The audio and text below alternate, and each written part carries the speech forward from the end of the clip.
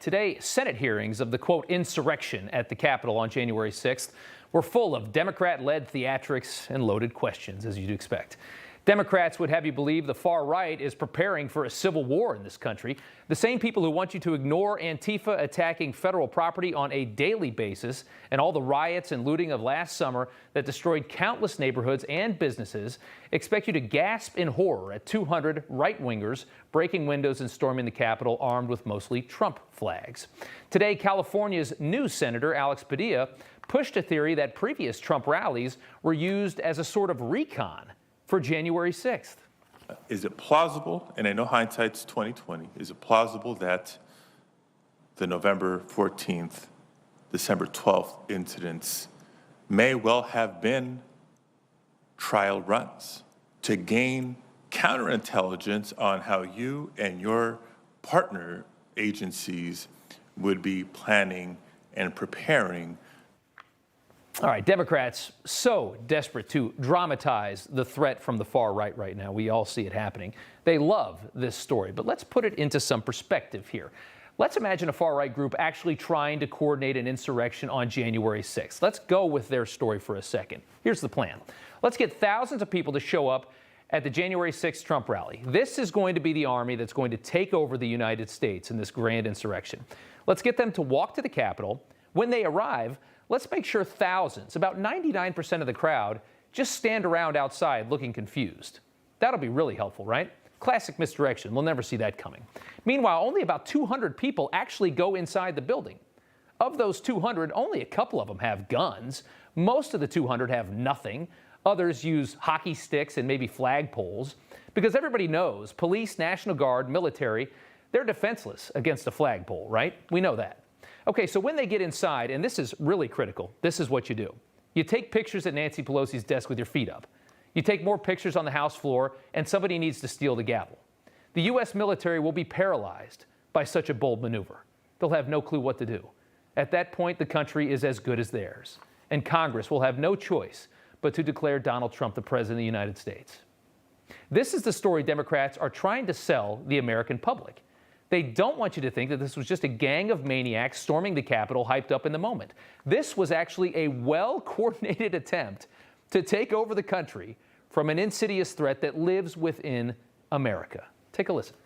When an angry, violent mob staged an insurrection on January 6th and desecrated our Capitol, the temple of our democracy, it was not just an attack on the building, it was an attack on our republic itself.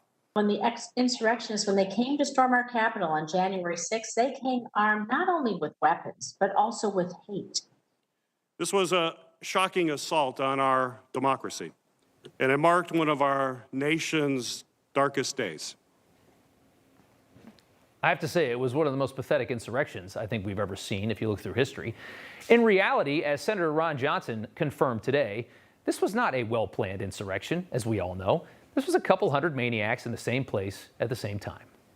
The House managers made a big deal that this was predictable, this was foreseeable, which I don't believe.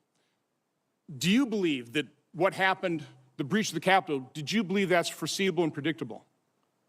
No, I don't, nor do, if you look at some of our other partner agencies, I don't think Secret Service would have brought up the vice president if they expected it.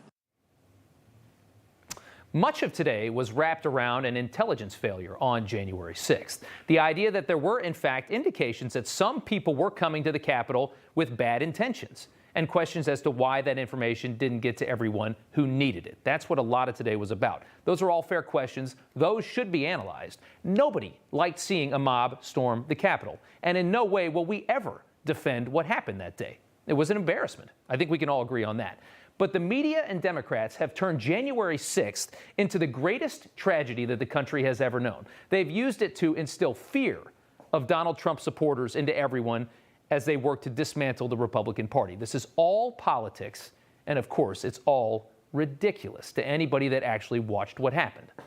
One major development today that you need to know about involves what actually happened to police officer Brian Sicknick. Sicknick died on January 7th, a day after the riot.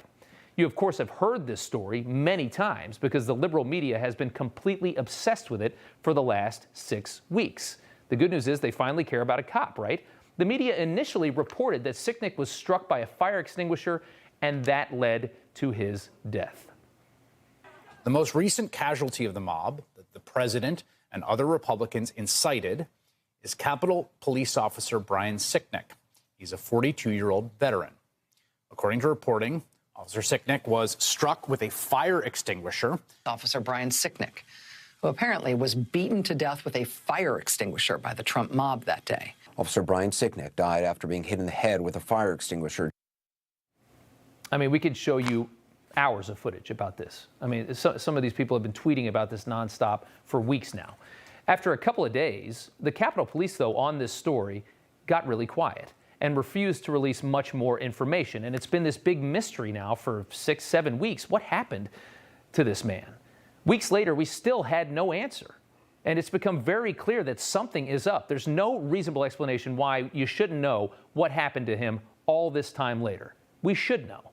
Well, the Daily Mail spoke exclusively with Brian Sicknick's mom, Gladys Sicknick, told the Mail, no, he wasn't hit on the head. No, we think he had a stroke, but we don't know anything for sure.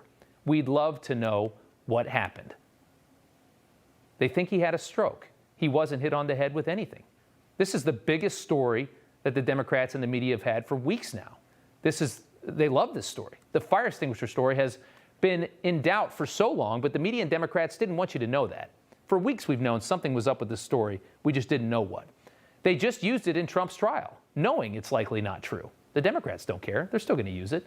The left is loving the narrative that Trump supporters murdered a cop. They want this to be true so bad. It justifies comments like this from Don Lemon. Law and order. Law and order. Blue Lives Matter. Respect the flags. Respect law enforcement. Why don't you just comply? Don't you dare even say that again. Don't expect a retraction from old Don over there at CNN.